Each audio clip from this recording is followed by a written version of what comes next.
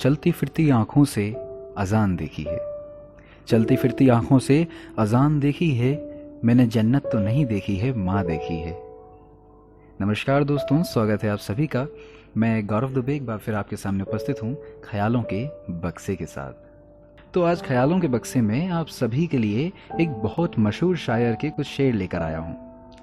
वो मशहूर शायर हैं मुनव्वर राना साहब। जी हाँ दोस्तों, जब भी शेर व शायरियों की दुनिया में माँ का नाम लिया जाएगा तब बहुत ही अदब के साथ मुनव्वर राना साहब का जिक्र होगा।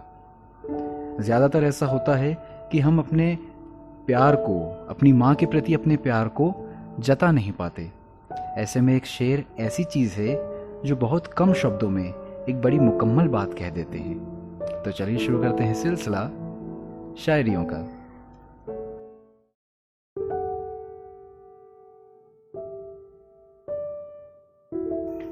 इस तरह मेरे गुनाहों को वो धो देती है, इस तरह मेरे गुनाहों को वो धो देती है, माँ बहुत गुस्सा होती है तो रो देती है। लबों पे उसके कभी बद्दुआ नहीं होती, लबों पे उसके कभी बद्दुआ नहीं होती। एक माँ है जो मुझसे खफा नहीं होती, एक माँ है जो मुझसे खफा नहीं होती। मैं इसके नाज उठाता हूँ सो ये ऐसा नहीं करती, मैं इसके नाज उठाता हूँ सो ये ऐसा नहीं करती। ये मिट्टी मेरे हाथों को मैला नहीं करती, ये मिट्टी मेरे हाथों को मैला नहीं करती। ऐ अंधेरे देख ले मुंह तेरा काला हो गया, ऐ अंधेरे देख ले मुंह तेरा काला हो गया। माँ ने आंखें खोल दी, घर में उजाला हो गया। मेरी ख्वाहिश है कि मैं फिर से फरिश्ता हो जाऊं, मेरी ख्वाहिश है कि मैं फिर से फरिश्ता हो जाऊं। माँ से इस कदर लिपट जाऊं कि बच्चा हो जाऊं, माँ से इस कदर लिपट जाऊं कि बच्चा हो जाऊं। ये ऐसा कर्ज है जो मैं अदा कर ही नहीं सकता, ये ऐसा कर्ज है जो मैं अदा कर ही नहीं सकता। मैं जब तक घर न लौटूं मेरी माँ सजदे में रहती है। किसी को घर मिला हिस्से में या कोई दुकान आई, किसी को घर मिला हिस्से में या कोई दुकान आई। मैं घर में सबसे छोटा था, मेरे हिस्से में माँ आई। खुदा ने ये शिफत दुनिया की हर औरत को बख्शी है, खुदा ने ये शिफत दुनिया की हर औरत को बख्शी है। वह पागल भी हो जाए तो बेटे याद रहते हैं।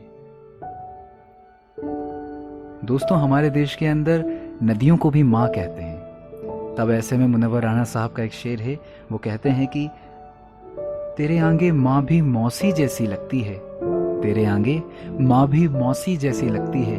तेरी गोद में गंगा मैया अच्छा लगता है, तेरी गोद में गंगा मैया अच्छा लगता है। लिपट जाता हूँ माँ से और मौसी मुस्कुराती है। मैं उर्दू में गज़ल कहता हूँ और हिंदी मुस्कुराती है, मैं उर्दू में गज़ल कहता हूँ और हिंदी मुस्कुराती है। दुख भी ला सकती है मगर जनवरी अच्छी लगी, जैसे बच्चों को जलती फुलझड़ी अच्छी लगी।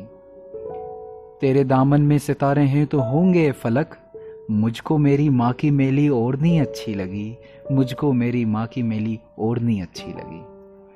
शुक्रिया दोस्तों।